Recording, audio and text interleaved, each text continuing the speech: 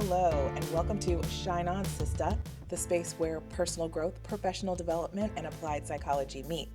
I'm your host, Jennifer Covington, certified life coach, business strategist, action instigator, and queen waymaker for world changers like you.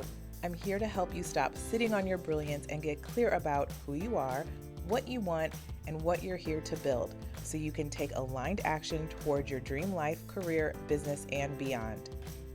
Around here, we talk about purpose, power, identity, visibility, career, business, healing, leadership, and the real life work of becoming the woman, leader, or creator you know you're here to be. Because shining your light isn't just a fuzzy phrase, it's a diligent practice. It's a decision. And these days, for many of us, it's a reclamation. So if you're ready to move with more clarity, courage, strategy, and soul, welcome. Let's shine on, shall we?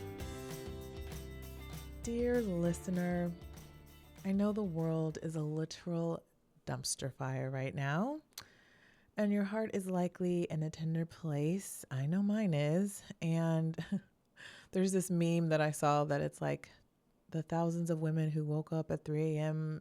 in November 2024 haven't really rested since, And I'm like, yes, I feel that.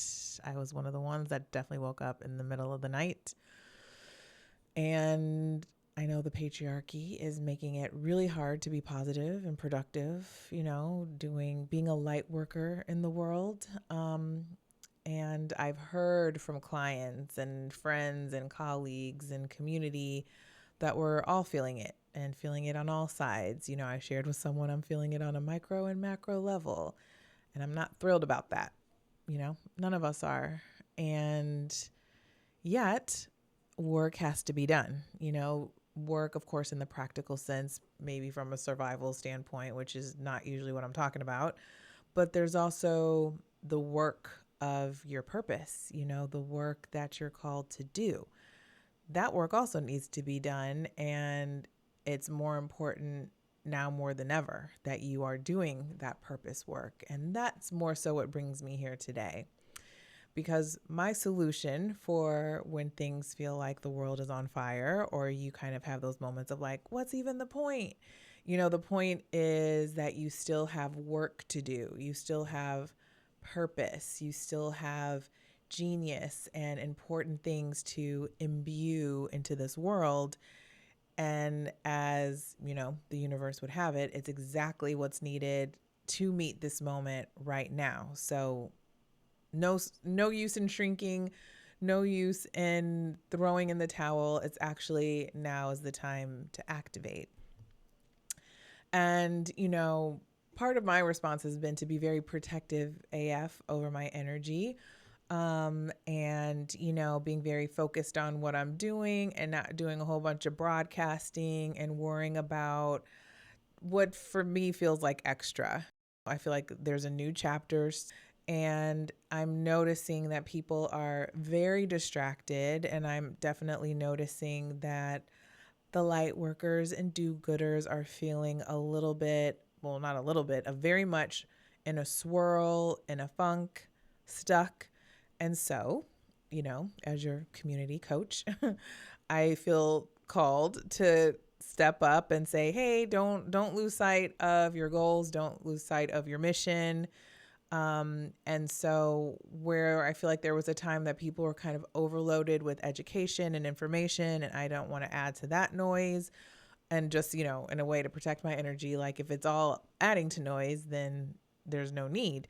However, if it can be used to, again, help the do-gooders get productive, find their positivity so that they can imbue their goodness in the world, then I'm happy to do that. And I feel that that's part of my mission is to do that, the waymaker for the change makers. And so, all day, every day, I'm working with my clients.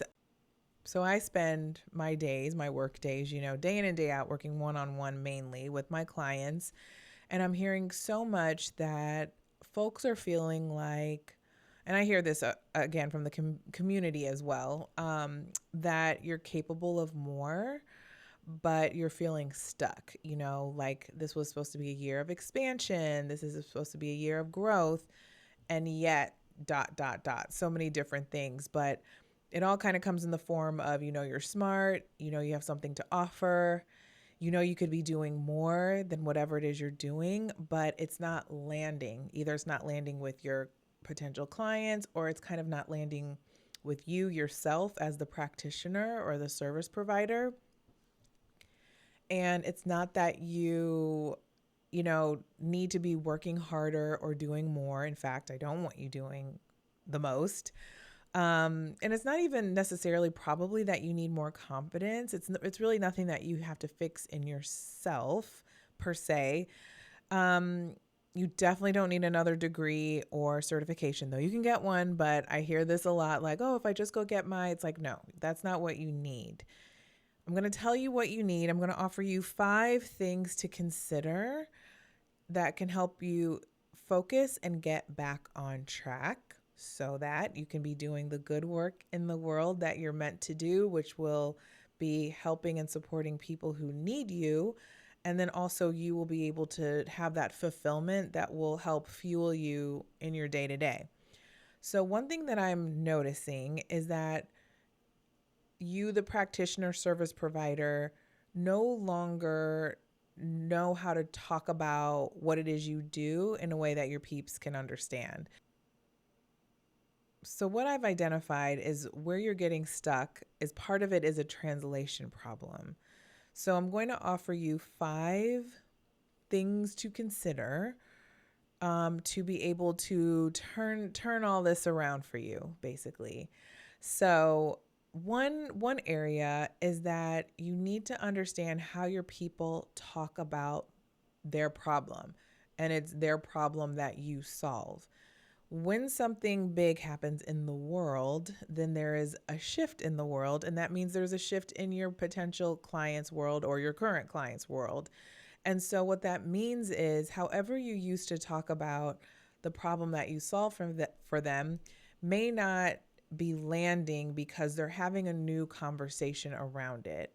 So because of your messaging and how you're speaking about the thing or around the thing, if it's not landing because it's no longer relevant to them in a certain way, or it's just not hitting, you know what I mean? Then you're going to be like, I've been doing what I've always done, but something about it isn't working. And that's what's not working, is that there has been something new that has entered the chat that you're not noticing or acknowledging or speaking to. I have several clients who are in the health world, but a lot of what's come up in the health world is, GLP-1s. And I tend to work with more holistic folks and, people who work with energy or holistic approaches to health, for example. But GLP-1s are up for everyone. It is a topic of conversation. So an example is to talk about GLP-1s and then share what your stance on it is. How are you entering the conversation? What is your take on it? What are your solutions around that? Because anyone who's thinking about their health has to now consider what is their relationship with GLP-1. So you enter that conversation, even if you're like, your stance is that you don't want to work with them.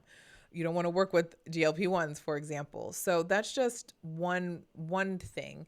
We've also had so many big divides that have happened, of course, politically, and just so many different things. And so, how someone thought about a thing, they thought they knew their cousin, they thought they knew their neighbor, or they thought they knew XYZ, that has shifted. So where are they now? And it doesn't necessarily mean you have to speak to their political standing, but the point is, like, there has been a shift and people's realities have gone into some reconsideration. And so part of that, but I'll talk about this next, part of that is how do you approach things and what do you care about and how do you talk about them? But it very much is what has shifted for them. And maybe, even that piece has to be acknowledged, that they likely over the past few years have gone through a shift. Here's where I meet you now. So I've gone on and on, but the point is if things don't seem to be landing quite how they used to land, and you're like, I'm missing my people, I like, they're there, we're in the same circles, they're on my list, but it's just not clicking, that's what you want to examine. That's what you want to look at. Part two of that is that how they want their thing solved, the thing that you solve for them, how they want it to be solved also may have changed. So, where they used to want to whisk off and go to an island and do an immersive experience retreat, they might be like, listen, I'm burnt out, I'm tired, I'm a little weary of travel. Like, can we solve this virtually, in a community? So, or they may be saying, I know that we have an online group, but can we just get away and just spend an immersive weekend together so that we can just get this done, and then I will execute from there, whatever it is. But you want to have a clear sense of how they current day want, how they want it solved. How do they want their problem or the solution that you find for your people, how do they want that addressed? And so my take always is that you want to check in with your peeps, because you as the expert may not know what they need right now. So how do they best want to be supported? Do they want it to be speedier? Do they need it to go slower because there's so much going on right now? Do they want deep, deep guidance, or do they need a little bit of wiggle room? Do they need flexibility? Do they need more partnership? Find out how to meet your people where they are. How can you deliver your solution in a way that is the best for them to consume it, for them to experience it? Because again, if you have the perfect solution, quotey finger, so to speak, but it's going to be delivered in a way that they're just not up for right now anymore, like if you used to do it in a certain way, it may not be hitting for them right now. So you need to go in and figure that out. It's always great to talk to your potential clients, past clients, current clients, to see, what's up for them. What would be great? Do they need virtual? Do they need more flexibility? Do they need to be whisked away, or do they need to stay put? So that's going to help you figure out how to get them to say yes to what it is that you're offering, again, so that you can be doing your good work in the world. And then third, I want you to also check into what is true for you now, because I imagine that things have shifted for you. Well, I don't have to imagine. I talk to y'all all day, every day. So, check in on your capacity and how you want to deliver your solution. I am finding so much with potential clients and current clients that they have maybe had an offer that has been successful for years, that it's like, I don't want to do it that way anymore. I don't have the spirit behind it. I don't have the capacity. I don't have the bandwidth. And so what happens is that chaotic energy of, I hope people sign up, but I kind of hope they don't sign up. I hope they show up, but I kind of don't hope they show up because I don't want to do it. So that is going to also keep you stuck, right? So get really clear. And well, this would be my next point, but just get clear on how you want to deliver your solution these days, considering all that we have to consider. You don't want to be burnt out. I say that's the kryptonite for especially soul-centered entrepreneurs. You don't want to be overwhelmed. You don't want to be stretched thinner. And I promise you, how you're up for delivering your solution is going to be perfect for the right people, right? And we always want our coaches and practitioners to be delivering in a way that fills them with joy, because we're on the receiving end of that service. So yeah, please, by all means, find out where your bliss is in that, and then we get to benefit from that. And so what can you happily deliver at the best level, given all that is? I want you to tap into that so that we can then go from there. And you can already see, if we combine you getting your message clearer and speaking to what your potential peeps are talking about now, and then you get a clear sense of how they want that solved, and you also align that with what you're willing to do and how you want to deliver things. Hopefully you can see that's a pretty ironclad way to meet up with your peeps. You're meeting them halfway, and it'll be a harmonious union, but truly of practitioner and the recipient, the the service provider and the service recipient. It's like, okay, now we're back in flow. And even if things in the world feel really wobbly, we can lock in and kind of be on the right path and in flow together. So the fourth element of this is that I want you to be willing to shift accordingly, because again, if you've had something that's been successful enough for the past few years, do you change it? Do you shift it? Do you shake it up? And the answer is yes, because you resonated with the first part of this whole message, which is like, I'm a little bit stuck, or things are a little bit stagnant, or they're not flowing. So when you get the hit, you've talked to some people, you've, kind of meditated and thought about how do you want to deliver things. You've heard from your potential folks of how they want to experience solutions.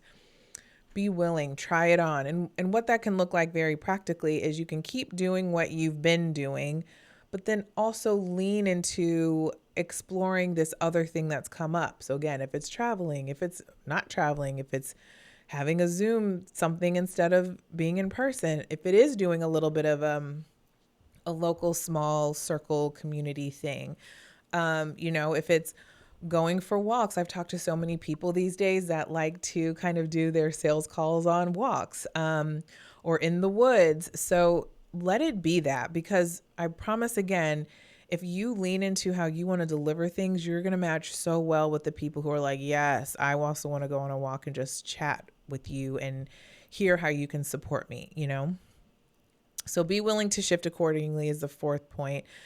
And then the fifth point is to tap into the riches all around you, because even if it seems like scarcity is the word of the hour and doom and gloom is where we are, you are still surrounded by just a wealth of riches. And so you have your education, whether that's formal, you do have your certifications, you do have your degrees, you do have that kind of formal education. I know you do. And then you also have your experience, and experience is a form of education as well. And you have your lived experience that informs your work, and whether that is you helping other people, if it's how you've helped yourself, if it's just the years that you have put in, you come with that experience. And so that's such a rich wealth of knowledge that you bring to someone who needs support with what it is that you offer. You also have community. So even if you feel like, okay, yes, I have community, but it's not relevant to what I do, we all touch so many different aspects of life. We have, we shop at certain grocery stores, we go to certain yoga studios, we get our hair done at certain places, and those people touch, and are in community with other people. So no matter what, you can find the relevant connective tissue, so to speak, but you have community. You know so many people, and those people know people who need support. So that also is like you're in a wealth of potential and energy that can help you, again, walk in your purpose, to have people who can connect you to folks who need solved what it is that you solve. And so part of your work is just tapping into that. And what I'm asking you to do is to really tap into the magic and alchemy of what's possible. Because when we started this conversation, it was about feeling stuck and the dumpster fire that we're surviving in. And yet you do have the ability to turn this potential into gold, right? And so that's what I'm asking you to do, is take what's at your fingertips. And even though on their own, it kind of feels like nothing, or they feel like elements, separate, disparate elements, but do your magic, work your magic, do your alchemy to turn it into gold. And of course, that's what I help people do as well, because I see it in you. I know you got it. And so, we can talk, and we can definitely talk about what does spinning it to gold truly look like. But part of it is just the willingness and just the insight of like, that's so true. I do have all of this at my fingertips. How do I use that to solve a problem, reach the right people, and then be willing to deliver what it is that I want to deliver in the way that I want to deliver it. Because when that happens, it's a win-win and everyone is served. And it's like, now we've got momentum.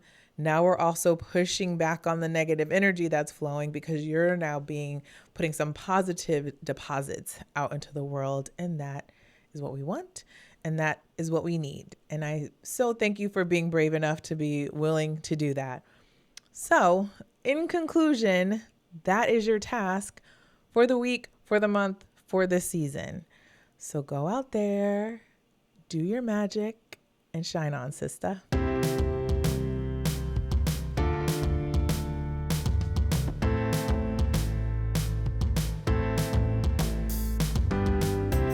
If you loved this episode and you're ready to take what you heard today and turn it into a customized plan for your life, career, business, or next big move, I'd love to support you. Head over to jennifercovington.com/book call to book a call with me. That's jennifercovington.com/BOOKCALL. And together we'll look at where you are, where you're ready to go, and what aligned action can help you get there. Because you don't have to keep sitting on your brilliance. You can move with clarity, courage, strategy, and soul. Head over to jennifercovington.com/book call and let's map out what's next for you.